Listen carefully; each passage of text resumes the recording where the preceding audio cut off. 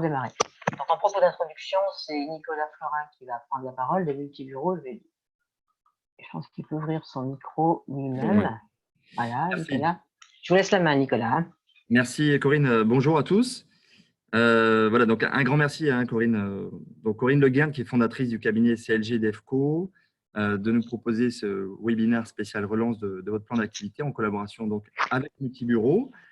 Donc il y a sans doute des personnes qui connaissent déjà Multibureau, qui sont peut-être résidents chez nous, en coworker ou peut-être domiciliés, et d'autres qui ne nous connaissent pas trop. Donc on laissera bien sûr du temps pour les échanges et je vous invite à justement utiliser le bloc chat pour poser toutes vos questions et pour lesquelles Corinne, j'en suis sûr, se fera un plaisir de vous répondre.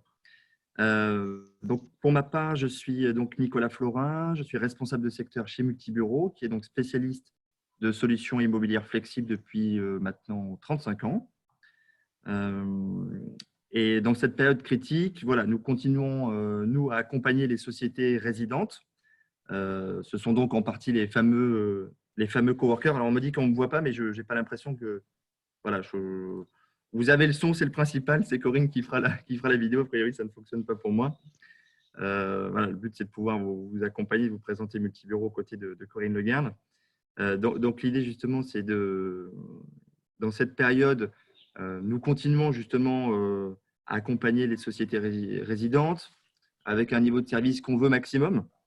Alors, cet événement lui-même, justement, permet de montrer qu'on peut digitaliser des ateliers ou des conférences qu'on organise déjà par ailleurs, normalement en présentiel. Bon, on ne sait pas de quoi sera fait demain, mais on espère le plus rapidement possible pouvoir se réunir physiquement. En attendant, c'est le genre de choses qu'on peut préparer ensemble. On assure un accueil à distance, on assure la gestion du courrier et on a décidé même d'offrir un service de permanence téléphonique. Voilà, c'est le genre de choses que propose Multibureau en ce moment et pour accompagner nos clients aujourd'hui. Alors justement, à l'occasion de ce webinaire, le but, c'était aussi de pouvoir donner quelque chose aux participants dans le cadre de ce plan de reprise, justement, que Corinne Le Guern va vous proposer.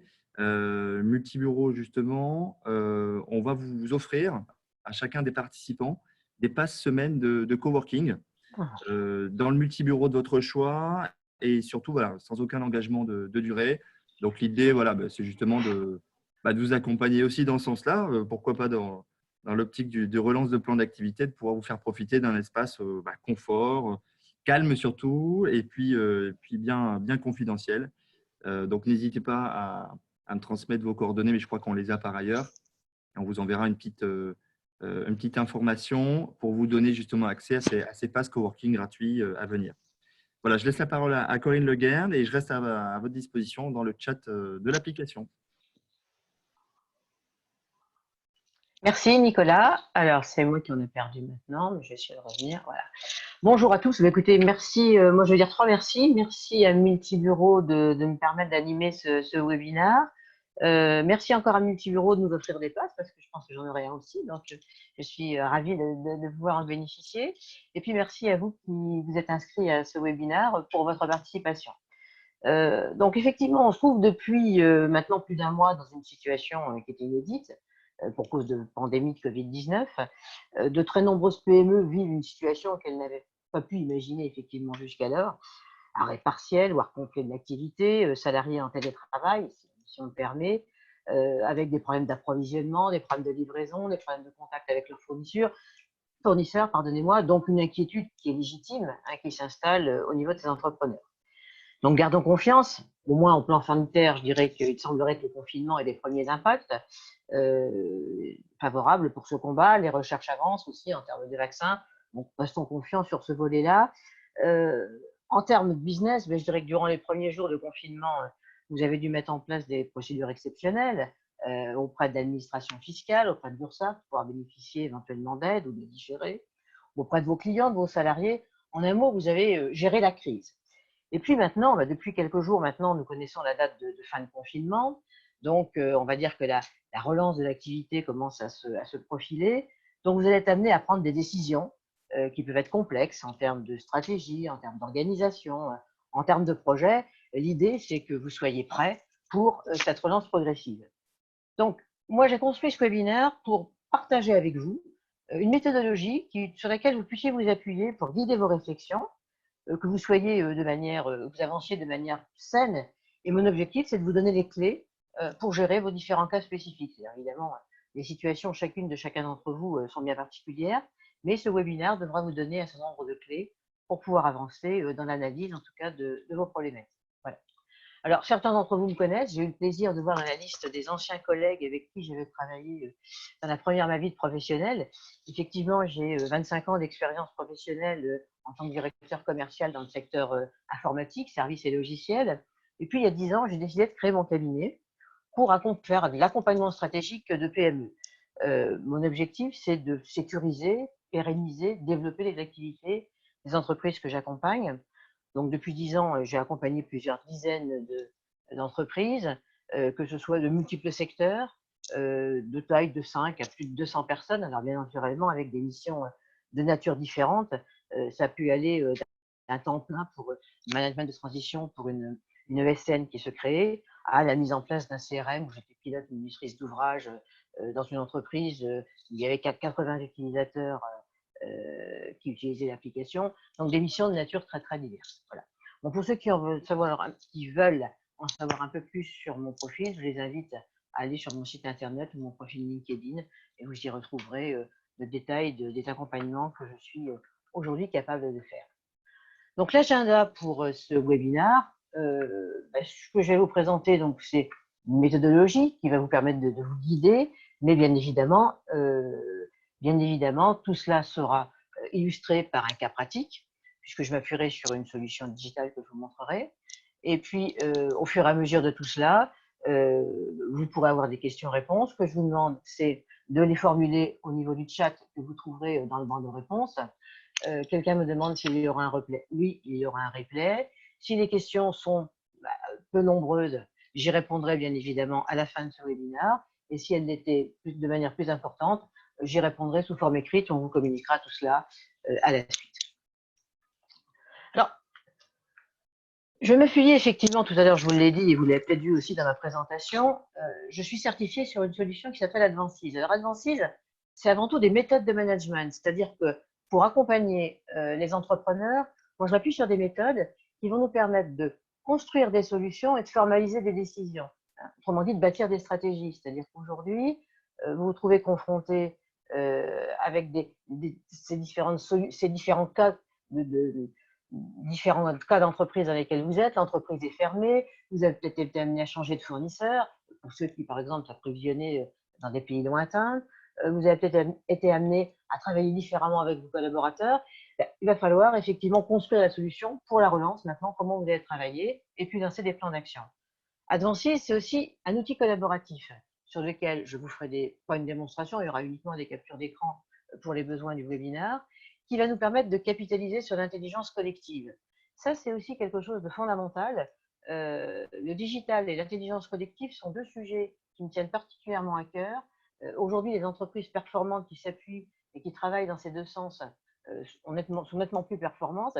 Et pour arriver à rebondir encore plus vite dans le cadre de cette relance post-crise sanitaire, je dirais qu'a priori, ça va être deux atouts importants pour les entrepreneurs. Et puis, ça me permet, moi aussi, si vous voulez en bénéficier, il faudra revenir vers moi après, mais ce n'est pas l'objectif de ce webinaire, d'accompagner autrement les clients, c'est-à-dire d'avoir une vraie offre de conseils digitalisés. Voilà. Alors, avant de rentrer dans le détail de la méthodologie, je voudrais déjà vous présenter une vue globale, un fil méthodologique. C'est-à-dire qu'effectivement, aujourd'hui, vous avez un objectif général qui va être de remettre sur les rails une entreprise. Eh bien, pour pouvoir arriver de cette finalité de la remettre en place et arriver à trouver les objectifs stratégiques que vous allez retenir, on va suivre ce fil méthodologique. Tout d'abord, on commencera par faire un état des lieux. L'état des lieux, c'est de tout ce qui s'est passé pendant cette crise, c'est ce qui n'existait mal, les difficultés que vous rencontriez avant la crise, se sont-elles aggravées ou au contraire, se sont-elles lissées? Il y a peut-être d'autres qui sont apparus, mais il y a aussi des points forts qui sont peut-être apparus. Vous avez peut-être été créatif pendant cette période, donc tout ça, il faudra l'identifier. Bien évidemment, tout cela pourra être déterminé, on verra comment tout à l'heure en matière de SWOT, de force, faiblesse, opportunité, menace. On pourra construire ensuite, en s'appuyant effectivement sur ces points internes et externes, des solutions qu'il nous faudra choisir, puisque effectivement, En tant que petite entreprise, vous devez vous concentrer uniquement sur l'essentiel, donc de choisir une trajectoire, et puis on arrivera ensuite sur des objectifs de moyens. C'est ça, effectivement, qui seront les fondements de votre stratégie pour la reprise et pour la relance de vos activités. Voilà. Donc, on parlera tout à l'heure dans la terminologie de sujet, de fait, etc. Ça, c'est exactement le fil méthodologique que nous propose Advancis. Alors, rentrons dans le concret du sujet. Quand on fait une réflexion stratégique, la première question qu'on doit se poser, c'est de cadrer cette réflexion. Alors, même si aujourd'hui, il nous semble que c'est simple de dire, bah oui, je veux relancer mon entreprise, je veux essayer, peut-être pas en 2020, mais au moins en 2021, à rétablir un chiffre d'affaires tel que celui que j'avais avant, je veux me remettre en marche, j'ai plein de choses à faire, mais il va falloir vraiment cadrer la réflexion. Donc, il y a un certain nombre d'outils qui peuvent être utilisés pour le cadrer. Moi, je vous propose la méthode du QOCP, hein, qui permet de savoir un petit peu de quoi on parle, quel est vraiment le sujet qui va s'en occuper, ou quand, pour pouvoir avoir cerner un peu plus cette question. Il y a aussi une autre manière de le faire, c'est de partir d'une situation initiale insatisfaisante. Alors certes la crise, mais aussi ce qu'il y avait avant, et puis de vous projeter. Alors je sais que vous avez du mal à vous projeter en ce moment, les entrepreneurs, puisqu'il y a tellement d'incertitudes, mais je dirais qu'il va falloir un petit peu s'habituer à travailler dans un monde incertain, à faire preuve d'agilité et à quand même essayer de se projeter peut-être vers certains idéaux, et certains seront peut-être atteints. Alors, voilà l'exemple que je vais vous montrer. Donc ça sera un petit peu ce que je vais avoir pour chacune étape de la méthodologie. Tout d'abord, cette présentation, une illustration dans la solution digitale, et puis tout à l'heure, je vous montrerai des conseils ici pour vraiment continuer dans ce sens-là. Donc là, on va prendre un exemple. C'est l'exemple qui est un exemple, on va dire, banal, mais volontairement, pour ne pas que chacun d'entre vous pense que c'est ce qu'il va avoir à gérer. Donc c'est une entreprise qui était une entreprise de drones, hein, qui gérait de l'événementiel. Et puis, cette société, elle réalisait un chiffre d'affaires de 800 000 euros, mais elle s'avère qu'il y a de plus en plus un secteur de plus en plus concurrentiel lié à la démocratisation des drones, et donc elle envisage de diversifier son activité. Donc, elle se pose la question, comment vais-je pouvoir pérenniser le développement de mon activité, maintenir les emplois? Donc, quelles sont les pistes? Elle en a déjà imaginé, mais il y en a peut-être d'autres. Voilà. Donc, voilà un sujet, comment il peut être cadré. Donc, à vous de le construire, votre sujet, en fonction de ce que vous voudrez faire avec tout cela. Je vous donne quelques conseils. Hein, effectivement, ici, c'est déjà d'être capable de prendre de la hauteur. C'est difficile parce que vous êtes tous dirigeants de PME, voire de TPE. Donc, prendre de la hauteur, vous êtes tous des opérationnels. Mais il faut être capable de s'extraire un petit peu du quotidien et de prendre de la hauteur. De traiter aussi un seul domaine d'activité stratégique. Alors, pour ceux qui l'auraient oublié, un domaine d'activité stratégique, c'est un sous-ensemble d'activités qui généralement a une stratégie générique qui lui est propre et auquel on peut allouer ou supprimer des ressources sans que pour autant ça nuise au reste. Donc, c'est quelque chose d'indépendant. Souvent, c'est une activité. Pourquoi? Parce qu'effectivement, le positionnement et l'environnement peuvent être différents en fonction des activités. Donc, il faut faire une analyse par activité. Il faut surtout être précis, hein, donc bien poser le sujet, indiquer le but concret. C'est une phase importante dans votre réflexion stratégique. Le deuxième sujet, vous le voyez, je vous l'ai mis un petit peu sous une forme classique. Il va falloir brainstormer, il va falloir mettre des post-it, il va falloir mettre des idées et faire des états des lieux factuels. Alors, moi, ce que je propose, c'est du digital, mais on peut aussi le faire sur le papier. Mais vraiment, il faut faire un état des lieux factuel. Pas d'approximation, pas de jugement, mais quelque chose de factuel. Et là, pour être complet, quand on envisage de traiter une entreprise, il y a 5 volets classiquement à regarder. Il y a le volet financier. Alors, le volet financier, c'est de dire peut-être où en est aujourd'hui votre niveau de trésorerie, c'est de dire les concours bancaires que vous avez sollicités, notamment au niveau des PGE aujourd'hui que l'on peut avoir, ou au travers des subventions. C'est aussi les investissements que vous avez été amené à faire ou vous pourriez être amené à faire. C'est tous ces volets-là sur lesquels on peut avancer. Le volet MEN, vous l'avez deviné, c'est l'aspect ressources humaines, l'aspect compétences. Donc, regardez un petit peu de quels sont tout ce qui va caractériser tout cela. Il y a peut-être des choses qui sont apparues pendant cette période de confinement. Vous avez peut-être travaillé de manière différente avec vos collaborateurs. Peut-être que le télétravail, ça va devenir quelque chose d'intéressant et à généraliser. Donc, tout cela reste à travailler. Le sujet suivant, c'est ce qu'on a appelé machine, au sens anglo-saxon du terme, c'est-à-dire tout ce qui va concourir à fabriquer vos produits ou vos offres de services. Ça peut être aussi bien votre environnement de travail que la logistique, que des machines, que vos brevets, vos savoir-faire. Donc, c'est tous ces sujets-là. Ensuite, c'est l'aspect management. Donc, effectivement, comment sont prises les décisions au niveau de votre entreprise, mais aussi tout l'environnement qui vous entoure, en sens réglementaire, au sens contrainte qu'il peut y avoir de cet aspect-là. Et puis le dernier volet, vous l'avez deviné, il est facile celui-là, c'est l'aspect market, donc c'est-à-dire ce sont vos produits, vos offres, vos clients, votre environnement marketing, etc. Donc, quand on a fait le tour de ces différents domaines, globalement, on a quand même fait bien le tour de la question, si je puis dire. Alors, il faut avoir aussi là le point de vue de deux côtés, c'est-à-dire le point de vue interne, donc dans votre entreprise ou dans le sous-ensemble de votre entreprise par rapport à ce qui va être externe. Alors, quand on prend un sous-ensemble de l'entreprise, le reste de l'entreprise devient externe, bien évidemment. L'externe, c'est les réglementations, par exemple, c'est vos concurrents, ce sont les nouveaux entrants que vous pourriez avoir sur un marché. Et puis, ces faits, ils peuvent avoir un impact favorable ou défavorable. Alors, là, ici, je vous ai mis un exemple. Par exemple, dans le chapitre monnaie, le chapitre financier, c'est de dire le chiffre d'affaires qu'il y a. C'est de dire qu'il y a un investissement que vous avez prévu pour renouveler, par exemple, tel ou tel matériel, etc., etc. Alors, les conseils que je vous donne pour cela, c'est qu'effectivement, là, il faut vraiment s'appuyer sur l'intelligence collective. C'est-à-dire, c'est là qu'on pourra avoir les idées des collaborateurs sur ces choses-là, ou leur perception, ou leur ressenti. C'est capital et ça ouvre aussi ce qu'on appelle certaines fois le champ des possibles. Il ne faut pas avoir peur d'aller faire des diagnostics un peu plus poussés au niveau de votre vérité, de votre activité, de votre environnement. C'est-à-dire, on croit connaître sa concurrence, mais c'est peut-être le moment d'aller le voir un petit peu plus près.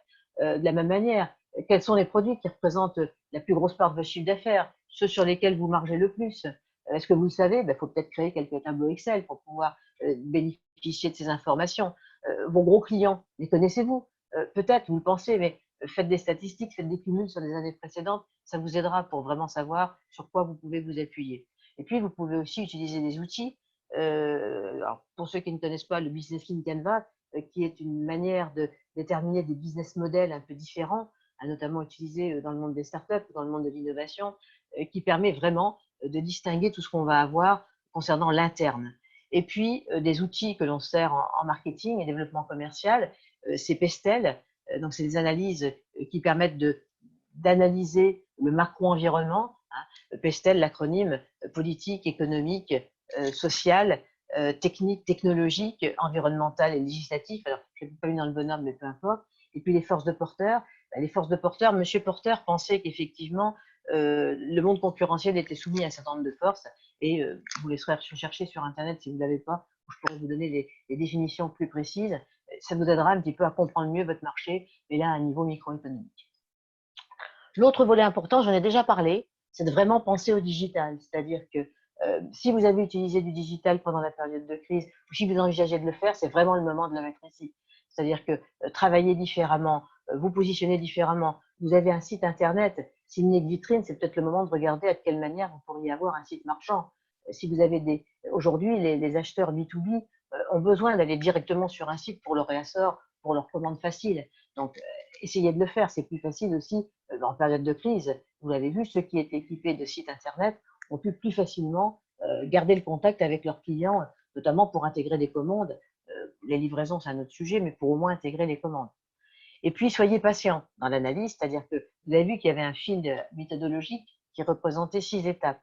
Eh bien, les étapes, la solution, on l'aura à la fin. Donc là, on ne construit pas des solutions pour l'instant, on se contente de faire des constats. De faire des constats de son environnement interne ou de l'environnement dans lequel on se trouve externe. Alors ensuite, comme là, on a quand même pas mal divergé, on a fait du brainstorming, on a eu beaucoup d'idées, il s'agira de regrouper ces idées.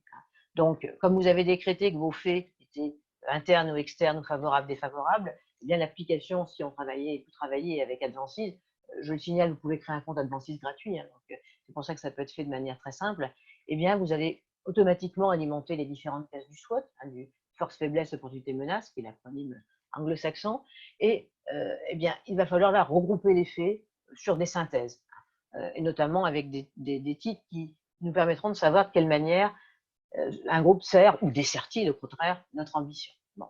Tout cela, c'est tout simplement pour être capable de prendre encore un peu de hauteur et puis de travailler sur ces différents sujets. On arrive aux solutions. Alors là, c'est quelque chose d'essentiel et qui va, je pense, se différencier par rapport à ce que vous avez pu voir jusqu'à maintenant.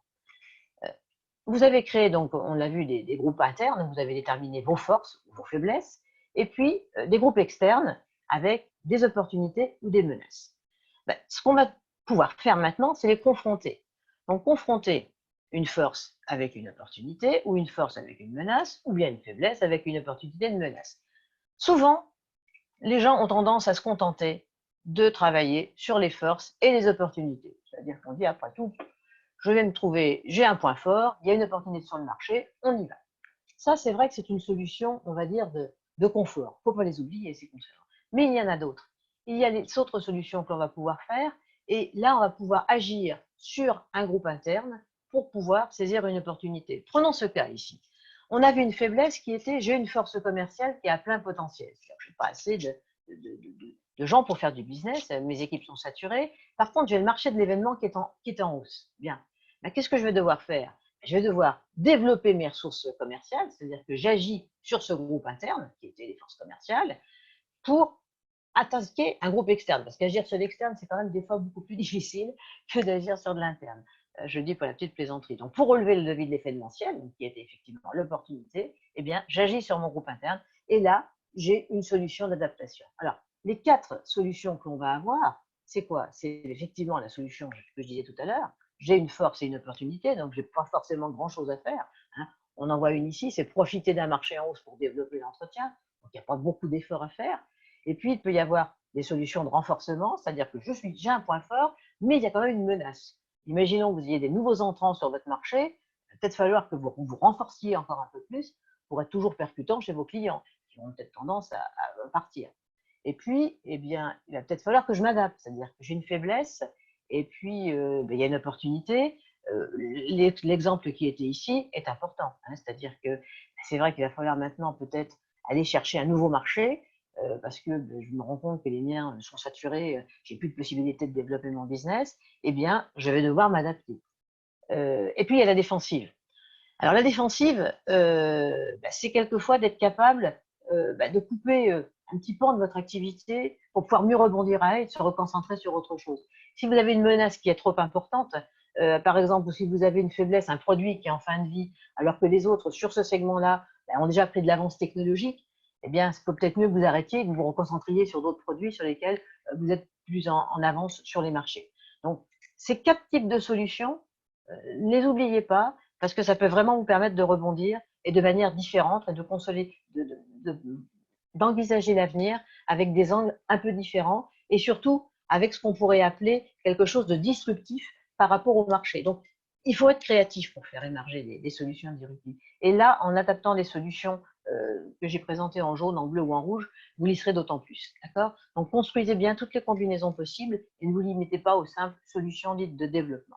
Donc ça, c'est un point fondamental parce que les entrepreneurs n'osent pas toujours. Mais en ayant une méthodologie comme celle-ci, je vais vous assurer que la différenciation est vraiment importante. Alors, une fois que ces solutions vont être faites, il va falloir vraiment définir une stratégie. Cette stratégie va consister, donc là dans l'exemple que l'on a, on voit toutes les solutions qui ont été mises ici.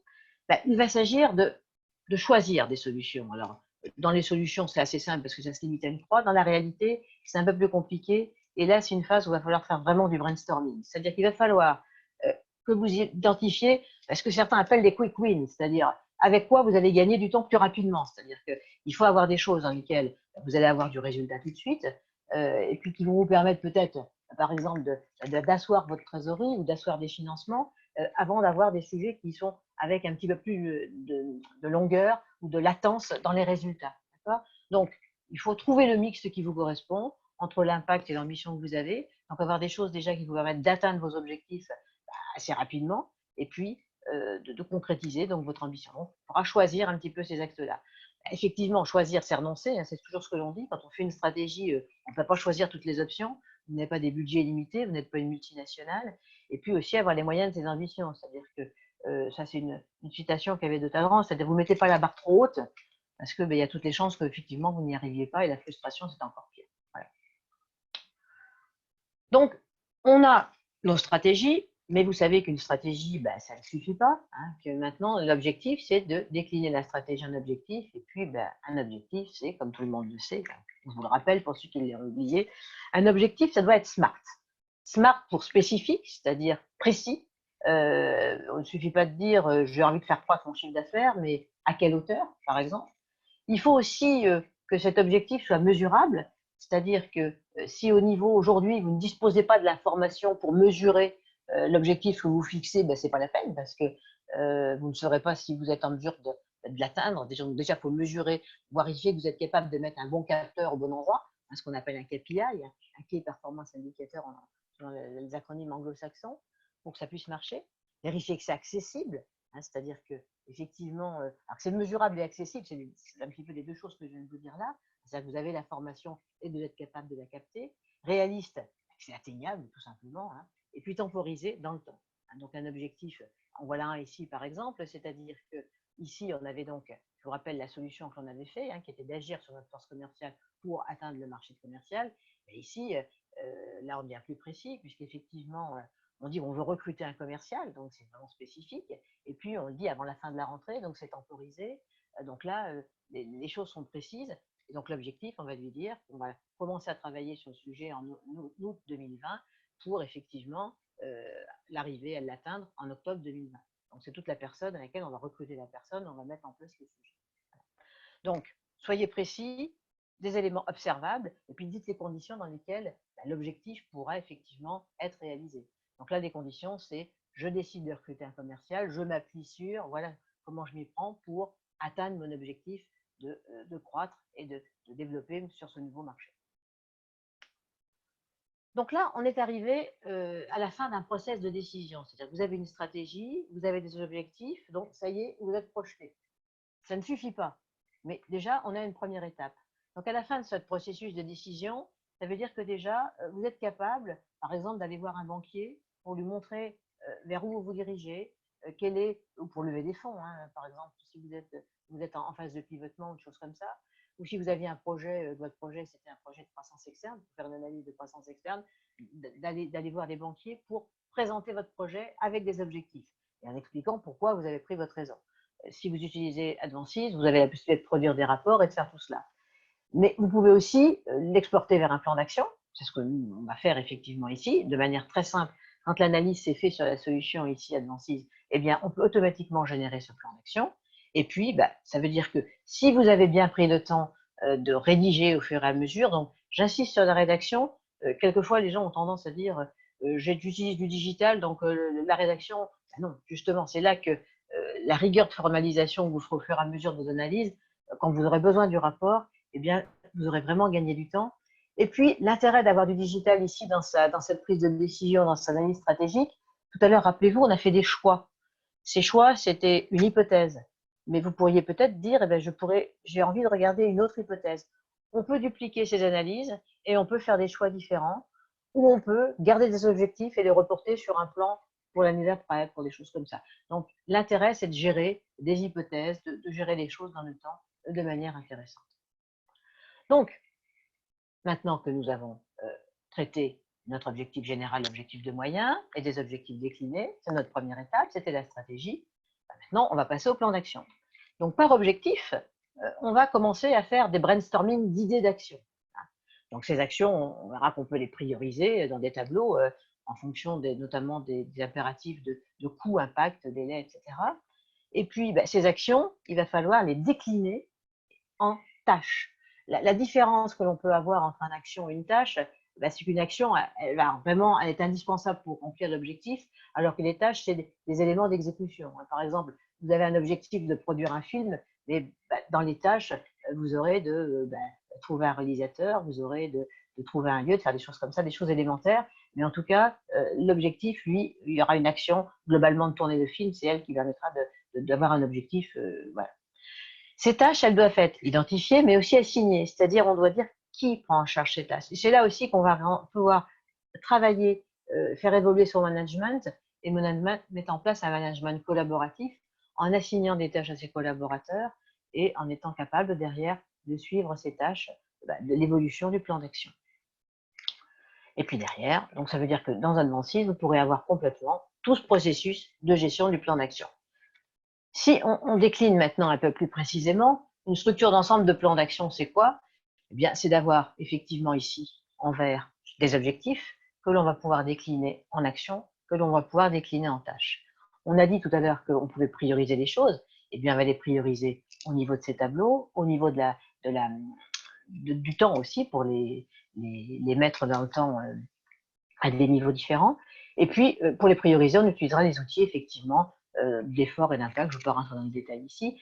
On pourra piloter par les tâches, c'est-à-dire, comme vous le voyez, les actions sont en bleu, les tâches sont en orange. Chacun des gens à qui sont assignées les tâches pourront les faire avancer automatiquement, tout simplement ici. Et on verra que c'est le fait de la tâche devienne un petit peu plus foncé qui va monter. Et puis, grâce à des pondérations, eh bien, l'avancement des tâches fera avancer les actions qui elles-mêmes feront avancer l'objectif, qui, chacun des objectifs, fera effectivement avancer le plan d'action global. Voilà. Donc, vous pouvez très bien gérer vos plans d'action sur des outils Excel. Si vous utilisez des solutions comme celle-ci, vous bénéficiez effectivement d'automatismes avec des menus, comme vous l'avez vu ici, qui s'ouvrent ou qui se ferment pour avoir le détail des choses et pour pouvoir travailler en mode collaboratif, en distance, avec vos collaborateurs. Donc attention à vos plans d'action. La granularité est un élément important, puisque c'est grâce à cette granularité que vous aurez la charge de pilotage sera d'autant plus importante. Donc ça, c'est quelque chose d'important. J'ai déjà parlé d'intelligence collective, de management par objectif. Et puis, on peut avoir aussi des modèles de plan d'action qui vous permettront d'avancer, je dirais, de manière un peu plus rapide. Donc, voilà, j'ai été assez rapide, mais l'idée de cette méthodologie, c'était de vous donner des clés pour que vous puissiez avancer. Vous allez vous poser des questions par rapport à votre environnement. Donc, vous pouvez effectivement vous lancer seul sur ce plan de reprise. Il vous suffit d'ouvrir un compte Advances. Il vous suffit vous pouvez continuer seul. Vous avez la possibilité, quand vous ouvrez un abonnement, de lancer des choses seul. Vous pouvez même mener vos réflexions grâce à des post-it, grâce à des réflexions comme ça avec vos collaborateurs. Voilà. Mais bon, effectivement, le fait d'avancer seul, il pourrait y avoir un certain nombre de risques aujourd'hui auxquels vous êtes confrontés, c'est-à-dire que la solitude du dirigeant, c'est-à-dire au syndrome de la feuille blanche, vous êtes seul, vous avez du mal à prendre de la hauteur, vous êtes pris par votre quotidien, vous pouvez avoir plein d'idées dans votre tête, mais pour les formaliser, c'est plutôt le syndrome de la feuille blanche qui vous guide. Vous n'avez peut-être pas maîtrisé, pas encore forcément des règles de formalisation. L'outil, si vous voulez l'utiliser, il peut y avoir un certain temps, donc vous vous trouvez avec des délais qui peuvent s'allonger. Alors, choisir d'être accompagné par un expert, vous l'avez compris, c'est ce que je suis. Et là, effectivement, les bénéfices pour vous, dirigeants, c'est quoi? C'est que moi, je vous aiderai à sortir du quotidien. Vous bénéficierez de l'effet miroir d'un père entrepreneur. C'est-à-dire que je vous ai dit que moi, ça fait 10 ans que j'accompagne les entreprises. J'ai encore commencé une mission avant-hier avec un nouveau client. Et bien, effectivement, le premier entretien, il a tendance à me donner des préoccupations très opérationnelles. Et puis, en creusant, quand on les a toutes vues, là, on arrive vraiment à prendre de la hauteur et à avancer sur des choses très concrètes. Une solution complète, c'est-à-dire qu'il y a une méthodologie, il y a un support et il y a du consulting. Donc, tout ça aussi, quand vous travaillez avec un expert comme moi, c'est vraiment, j'allais dire, une solution 3 en 1 qui vous garantit un résultat à la fin. C'est-à-dire que si vous partez qu'avec un seul des piliers, vous travaillez du support digital tout seul, la méthodologie ne sera peut-être pas appliquée ou l'accompagnement non plus. Un accompagnement sans méthodologie, ça peut être difficile à maintenir dans le temps. L'intérêt du support digital, c'est aussi que vous l'approprierez. Puis après, vous pourrez faire des analyses seules. C'est-à-dire qu'il n'y a pas une dépendance forte du consulting que vous pouvez avoir dans ces phases-là. Et ça, c'est important que vous puissiez vous approprier ça pour travailler ensuite avec vos équipes, pour digitaliser vos pratiques et puis engager vos collaborateurs, qui sont, à mon sens, des éléments qui sont complètement différenciants aujourd'hui. Et si on devait retenir quelque chose de la crise, effectivement, c'est à continuer votre digitalisation. Si vous avez commencé à faire du télétravail, vous y étiez déjà engagé, engagez vos collaborateurs, demandez-leur ce qu'ils pensent. Aujourd'hui, on ne peut plus se contenter d'avoir un management top-down, c'est-à-dire que vraiment toujours engager ses collaborateurs. Je vous assure que c'est un élément motivant, c'est un élément fidélisant. Puis les gens ont de bonnes idées parce qu'ils voient l'entreprise sous un angle peut-être un peu différent du management. Alors peut-être pas pour tous les sujets, mais en tout cas, là en période de crise, je pense qu'il faut savoir se saisir de toutes les forces vives de l'entreprise. Voilà. Donc les formats d'accompagnement que j'ai, ça peut être moi des formats d'assistance ou dans vos locaux, avec du business coaching digitalisé. Alors ça peut se limiter à l'analyse stratégique et au plan d'action. En 6 ateliers de 3 heures, en travaillant ensemble, on arrive à quelque chose. C'est ce que je fais actuellement avec un certain nombre d'entrepreneurs. Et puis derrière, ça peut se continuer par du business coaching avec des sections par exemple, de 2 sessions de 3 heures par mois avec des abonnements à l'année, des choses comme ça, où là, on regarde vraiment ce qui se passe, ce qui s'est passé d'un mois sur l'autre, tant pour le suivi du plan d'action que pour vos priorités du moment ou les difficultés que vous rencontrez. Je vous ai dit que ça faisait 10 ans que je accompagnais les entrepreneurs, donc j'ai un nombre d'outils assez conséquent pour vous aider sur tout ce qui va toucher du domaine du commercial ou du domaine de la stratégie. Donc ça aussi, ça vous permet d'avancer. Et ça peut être aussi des modes workshop qui peuvent être plus à la carte, là sur une thématique, c'est-à-dire vous lancez un nouveau produit ou vous voulez à un autre moment développer, bâtir un nouveau plan commercial sur un sujet bien particulier. Là, on peut bâtir quelques ateliers pour avancer. Et là, c'est toujours dans le sens de la créativité. Hein. Certains parlent de design thinking, de choses comme ça, mais l'idée, c'est vraiment d'être capable d'ouvrir, grâce à cette intelligence collective, toujours, de voir vraiment comment on va pouvoir travailler. Voilà. Je vous propose, il y a un témoignage client ici, quelques témoignages qui ont été faits, c'est-à-dire que vous pourrez voir la vidéo complète sur le site de l'éditeur, mais je pense qu'a priori, l'avantage pour un dirigeant, c'est ce qui lui permet, c'est un cabinet conseil en plus celui-ci, c'est toujours quelquefois les cordonniers qui sont les plus mal chaussés, mais il souhaitait faire un plan stratégique à 3 ans et il a travaillé avec la quasi-totalité des effectifs, lui. Ça a été d'emmener l'équipe sur une trajectoire. Donc le recueil des faits et les solutions, ils ont réussi à le construire et à le co-construire ensemble. L'autre avis de cette collaboratrice, elle, c'est qu'en fin de compte, l'outil, on l'oubliait, mais on se retrouvait avec quelque chose qui nous permet vraiment de parler de la stratégie de l'entreprise et ils n'arrivaient pas à les formaliser. Autre élément qui est capital, certains me disent quelquefois, oui, le SWOT, ça n'a rien de révolutionnaire, on n'a pas… Oui, mais le SWOT, ce que ce consultant-là avait dit, qui lui-même était du monde du conseil, dans ce témoignage client, c'est qu'en fin de compte, c'est un SWOT qui travaille, qui fonctionnera, pardonnez-moi. Pour un SWOT, généralement, les gens s'arrêtent. Pour la stratégie, c'est pareil, on s'arrête, on le met dans un tiroir. Là, on va beaucoup plus loin, c'est-à-dire que le SWOT, il est dans le cadre d'une problématique particulière, qui est la stratégie qu'on définit, et donc, on l'utilise derrière pour construire le plan d'action. Et là, c'est quelque chose de complètement différenciant qu'il faut croiser pour la stratégie. Voilà. Je suis maintenant à l'écoute de vos questions, donc n'hésitez pas à les poser au travers du chat. Si nécessaire, j'ouvrirai le micro de ceux qui voudraient poser les questions. À vous maintenant. Est-ce qu'il y a des questions qui pourraient venir dans cette perspective ?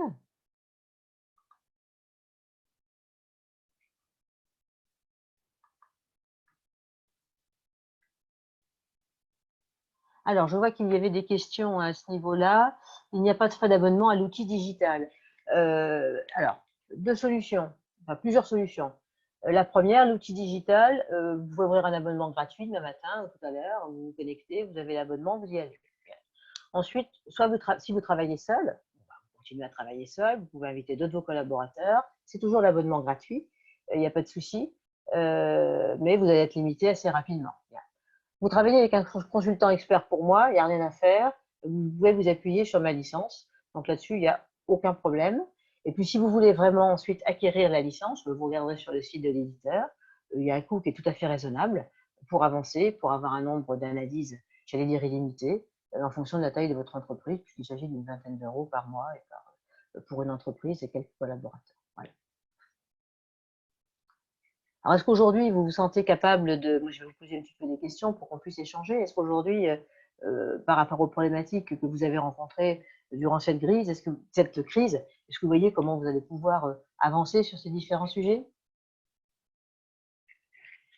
J'ai vu que les gens répondaient aussi à la fois dans commentaires. Mettez-les peut-être dans le chat des questions. Nicolas, je vais vous ouvrir peut-être aussi à vous vous pouvez peut-être ouvrir votre micro. Oui. Voilà, donc je ne sais pas si vous-même vous aviez des questions ou bien si les participants au webinaire. Pas de questions aujourd'hui. Est-ce que quelqu'un aurait envie que je précise tel ou tel point du webinaire? Vous l'aurez donc en replay.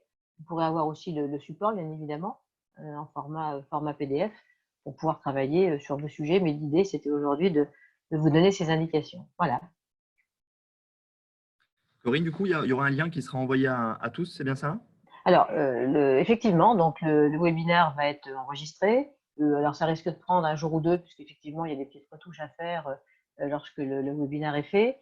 Et ensuite, il y aura un lien YouTube qui sera communiqué à chacun des participants au webinaire pour le réécouter. Et puis, ceux qui voudront aussi le support PDF, on pourra leur mettre à disposition, il n'y a pas de souci. Voilà. Il y a une dernière question, je crois. Alors, combien de consultants chez Advancis? Alors, Advancis, ce n'est pas une société de consultants. C'est un éditeur de logiciels, donc qui met une solution digitale à disposition. Par contre, autour d'Advancis, il y a une communauté de consultants dont je fais partie, parce que être uniquement consultant Advancis, ça n'a pas forcément de sens. L'idée, c'est d'être professionnel du conseil, ce que moi je suis depuis déjà 10 ans. Donc, et je m'appuie sur une solution digitale à côté. C'est-à-dire que, alors si effectivement vous souhaitez, la personne qui pose la question me parle de la méthode de certification, effectivement, c'est au travers de séminaires de certification en 3 temps qui sont d'ailleurs accessibles par Datadoc, puisque c'est des formations certifiantes inscrites au RNCP. Il y a un cycle de certification en 3 temps. 3 temps, le premier temps de 3 jours sur lesquels vous certifiez sur la base de votre propre cas d'entreprise. Et puis ensuite, effectivement, certification en grandeur réelle, où là, on est amené à animer des ateliers devant des clients en vrai. Puis après, on se lance et puis on peut avoir d'autres outils dans un troisième temps. Voilà. Donc, c'est un vrai parcours de professionnel. Ça m'a répondu à notre question sur la méthode de certification.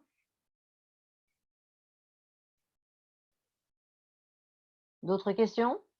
Ah, une autre question. Ah, écoutez, merci, j'ai un remerciement. Je vais le lire à haute voix pour que tout le monde l'entende. C'est génial ce que j'ai vu aujourd'hui. Votre travail est au niveau du prix Nobel. Bon, est-ce que c'est ironique ou est-ce que ça ne l'est pas? Je pense qu'aujourd'hui, je vais le prendre sous le bon côté. Voilà.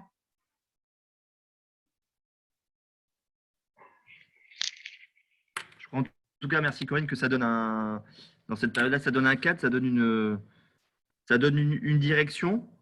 Alors, la personne me dit que ce n'est pas ironique. Donc, je Ah, ben tant remercie mieux. beaucoup. C'est très gentil de votre part, madame. Merci. Alors, je trouve qu'il y a des concepts qui sont toujours intéressants de se rappeler. Le SWOT, on l'a tous un peu appris, plus ou moins, mais c'est bien de reprendre aussi des concepts qu'on connaît déjà. On voit qu'ils sont applicables aussi pour le plan de reprise de chacun. Mais l'idée, c'est pas de concevoir, pardonnez-moi, je vous interromps, mais Oui, l'idée, c'est pas de faire un SWOT pour un SWOT. voilà. Moi, j'ai vu dans des business plans des SWOT qui étaient faits avec 4 lignes de force, 4 lignes de menace, etc., qui étaient décidés et décrétés. L'idée, c'est pas de faire le SWOT. L'idée, c'est de faire l'état des lieux factuels. Le SWOT se constitue automatiquement. C'est là la grande différence. C'est-à-dire que par rapport à une problématique donnée, donc aujourd'hui, cette situation de crise, qu'est-ce qu'on pourrait mettre dans les faits? On pourrait mettre, voilà, avant, je rencontrais telle difficulté. Là, je me suis rendu compte de telle difficulté qui a été accrue pendant la phase de crise. Ou alors, je me suis rendu compte que j'avais un pouvoir de créativité que je n'avais pas imaginé. Imaginez, par exemple, j'entendais hier une fabrique de sacs poubelles qui a travaillé avec les hôpitaux pour pouvoir fabriquer les blouses qui sont, parce que c'est exactement le même matériau, qui sont dans les hôpitaux. Ils ont fait preuve de créativité pendant cette période, ils ont créé un nouveau produit. Voilà une belle idée. Le fait, c'est j'ai un nouveau produit. Donc maintenant, qu'est-ce que je vais en faire? Il va falloir que ces gens-là, ils aillent attaquer un nouveau marché.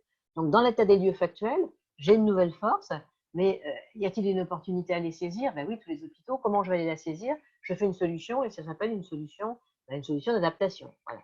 Donc, toutes ces choses-là vont se retrouver dans un SWOT, mais de manière extrêmement opérationnelle et en tout cas au service du développement de l'entreprise et de manière très concrète. Voilà.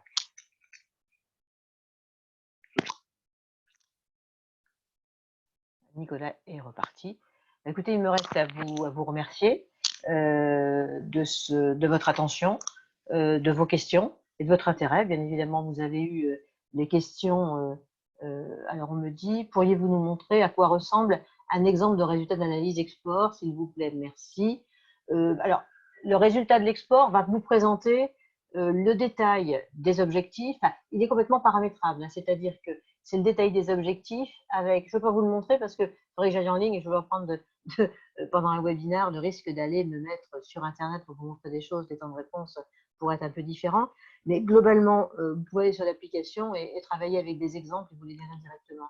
vous pouvez avoir les objectifs, ensuite avec tous les faits qui ont constitué, enfin, tout le cheminement de l'analyse stratégique pourra figurer derrière, plus ou moins détaillé, et vous aurez toute l'attitude à pouvoir le compléter. Donc c'est en format PDF, mais en PDF, vous pourrez modifier ou exporter pour le mettre dans votre charte, pour le mettre dans un PowerPoint, dans un Word, dans ce que sais-je, quels que soient les outils que vous avez.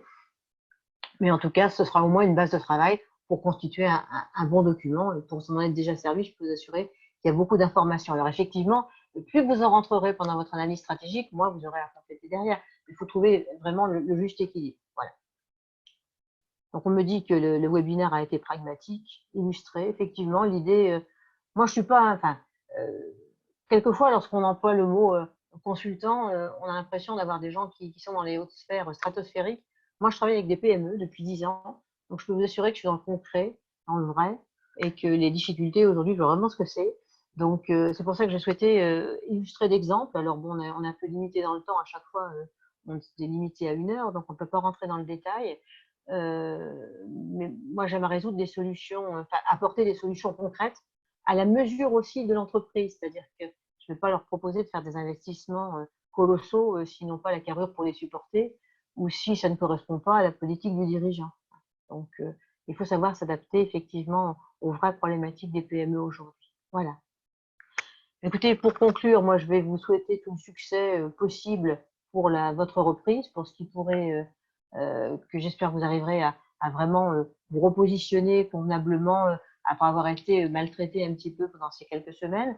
Peut-être que la reprise mettra un petit peu de temps à arriver, mais il y a un certain nombre de sujets. Pensez au marché public. Les marchés publics sont des sujets sur lesquels bon nombre d'entre vous peuvent se positionner. L'intérêt de s'y positionner, c'est que vous pourrez bénéficier de garanties financières bientôt. Donc, ça veut dire que vous pourrez avoir des avances de trésorerie dans la période de crise. Ça s'était passé en 2008. Donc, sachez que les avances de trésorerie seront de plus en plus importantes et que donc les marchés publics vous deviennent maintenant peut-être plus accessibles avec ces avances de trésorerie. Puis, il y a quand même une garantie de paiement. Et puis, c'est généralement les marchés publics qui relancent l'activité derrière. Donc, la commande publique, c'est quelque chose d'important sur lequel chacun d'entre vous va essayer de se faire. Voilà. Donc, comme quelqu'un le dit, réussite plurielle à vous tous et vous toutes, et bien effectivement, moi aussi. Donc, je remercie une nouvelle fois Multibureau. Je vous remercie vous pour votre attention. Je vous êtes resté pratiquement tout jusqu'à la fin et j'espère contribuer à ce que je peux faire pour vous aider dans votre développement. N'hésitez pas à me recontacter en direct, soit via mon site internet ou via les coordonnées que vous aurez ici. À bientôt. Au revoir à tous.